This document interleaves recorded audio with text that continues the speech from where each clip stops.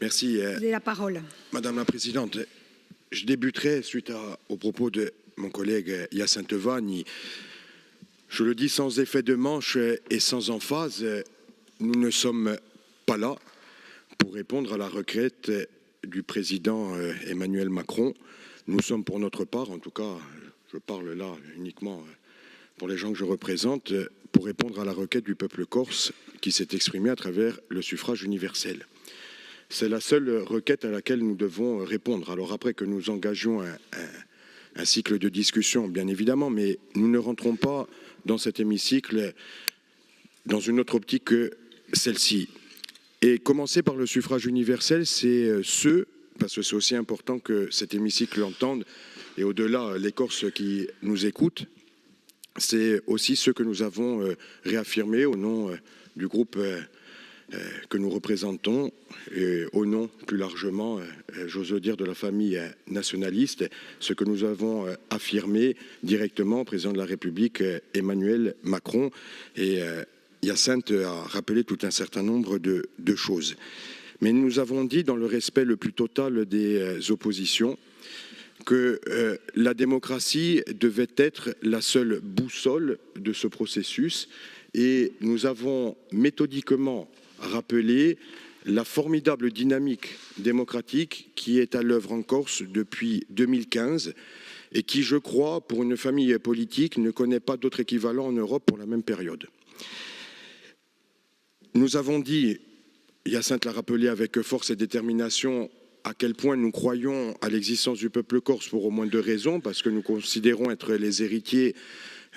d'une culture, tous autant que nous sommes, d'une culture commune qui s'est sédimentée dans plusieurs siècles d'histoire, mais aussi parce que politiquement, collectivement, nous avions fait le choix d'adhérer à cette communauté que nous appelons peuple corse et que nous voulons voir être reconnu et reconnu à travers tout un certain nombre de droits. Nous avons aussi dit au président de la République que ce processus, toujours avec le fil conducteur de la démocratie, n'avait pas débuté sur un socle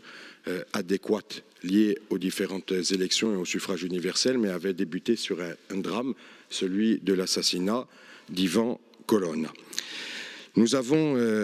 également dit au président de la République qu'il était hors de question pour nous de rentrer dans ce processus en opposant ce qu'il est commun désormais de qualifier de dossiers ou de problèmes du quotidien des Corses, et de l'autre côté, en opposition, les grandes questions institutionnelles ou que d'aucuns qualifieraient de romantiques, mais qui pour nous sont fondamentales puisque c'est ces mêmes questions-là qui nous permettent de nous projeter comme peuple pour les 10, 20, 30, 40, 50 années à venir.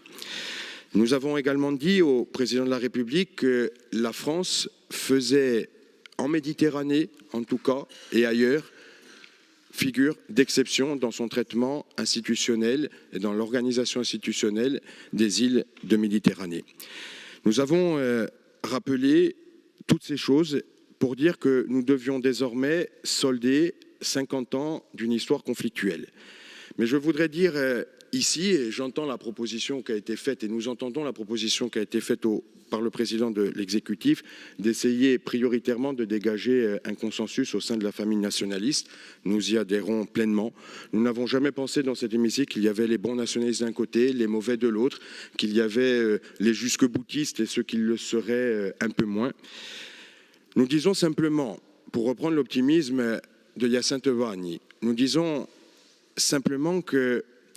jusqu'à preuve du contraire, et Paul Coastan l'a esquissé à son tour en préambule, un conflit ne se solde pas, et un conflit de cette importance ne se solde pas jamais, ou rarissimement, par l'adhésion d'une partie à toutes les propositions de l'autre partie. En disant cela, ça veut dire qu'il va y falloir, au sein de cet hémicycle, bien évidemment, mais avec l'État, que nous cheminions les uns vers les autres. Cheminions les uns vers les autres pour trouver une position d'équilibre qui, au moment des discussions, puisque ça a été dit et c'est même rappelé et écrit dans plusieurs documents dont on va devoir traiter tout à l'heure, que l'autonomie n'est pas une fin en soi, c'est la traduction institutionnelle à un moment donné d'un certain nombre de besoins. Mais nous ne voulons pas dire en début de processus que le processus a échoué, que le processus n'aboutira pas. Nous voulons, selon les orientations que nous avons déjà évoquées, que je viens de rappeler avec force, dire que nous allons cheminer constamment avec comme seul juge les Corses, que nous allons cheminer constamment en fonction de ces orientations, de ces grandes orientations politiques, à la recherche d'un consensus politique en interne et d'une solution qui soit acceptable à l'issue du processus. Et pour terminer, dire simplement que ce qui nous importe, c'est que nous puissions, à l'issue du processus, à l'issue de la mandature, nous retourner, regarder nos enfants bien droit dans les yeux et savoir si, suite à cette négociation politique, nous leur avons laissé une Corse, une institution, une terre, une langue qui soit davantage protégée, un peuple qui soit davantage reconnu qu'il ne l'était hier. C'est l'engagement que nous avons pris devant les électeurs, c'est celui que nous prenons devant nos enfants et devant le peuple corse, savoir si nous travaillons au quotidien pour la défense des intérêts moraux de ce peuple et matériels de ce peuple, et nous ne tergiverserons pas sur ces questions-là. Merci.